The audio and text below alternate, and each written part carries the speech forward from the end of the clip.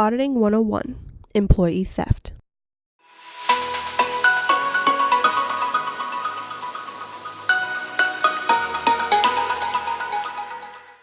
It is important for storage owners and supervisors to understand not only what is being stolen, but what motivates people to embezzle. This will allow the owner to implement appropriate preventative and detective measures. Keep in mind that many employees who steal from an employer are first-time offenders. There are two separate but related theories about why employees commit fraud. A study from the researchers Hollinger and Clark of 12,000 employees in the workforce found that nearly 90% of engaged in workplace deviance, which included behavior such as gold bricking, doing less work than one is able to do, sick time abuse, and pilferage. And a shocking 1/3 of employees actually had stolen money or merchandise on the job. As a self-storage auditor and consultant, I believe that all employees steal something. This would include money, time, merchandise, and supplies. Theory 1. This study concluded that the most common reason employees commit theft had little to do with the opportunity and more with motivation. The more dissatisfied the employee was at their workplace or in life, the more likely he or she was to engage in criminal behavior. If the employee believes that they are not being fairly treated or adequately compensated, statistically, we are at much higher risk of trying to get even. Theory number 2.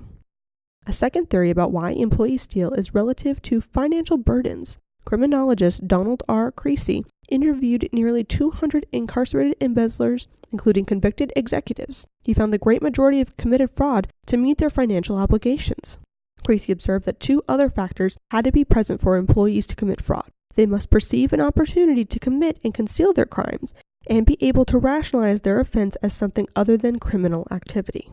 The storage business is more vulnerable to theft because we have very few people working at the store. In addition, we tend to get a fair amount of cash payments, and most storage operators don't have enough internal controls over employees. Many owners typically aren't well versed in using the management software, which makes them even more vulnerable to theft.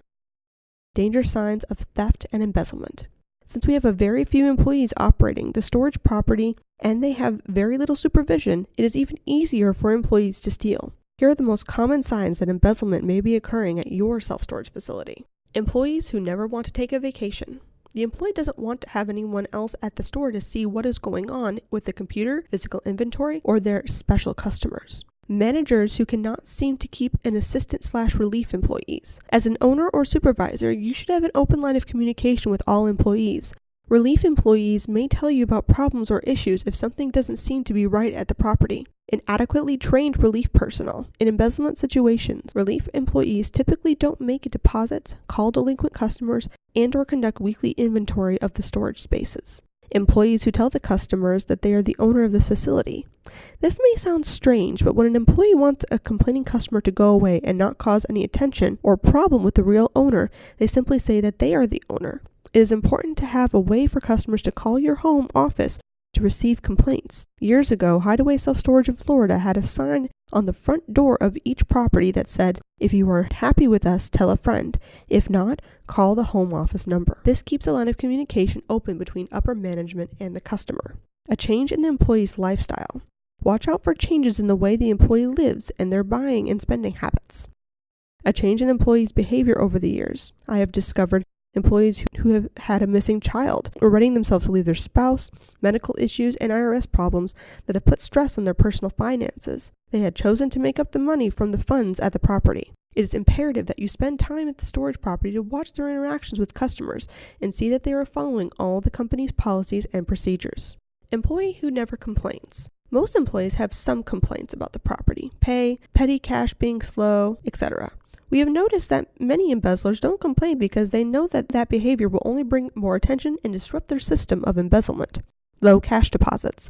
As an owner or property manager, it's a good idea to trend the money, cash payments, and income at the property. If the cash payment changed dramatically, you may have a theft problem. Delays in making timely deposits. Deposits should be made daily, and they should go in the order that they occurred. On a weekly basis, you should be tracking the daily deposits and when they are actually deposited into the bank.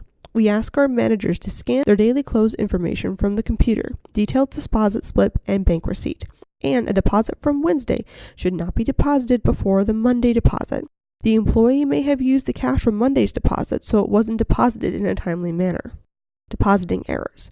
Check each month's bank statement carefully for any deposit corrections. Match the cash and check totals with the bank and deposit slips from the daily close from the management software. Overage or underage in the daily cash drawer counts. Check the petty cash in cash drawers when you are at the property. In my experience, most embezzlement begins with petty cash.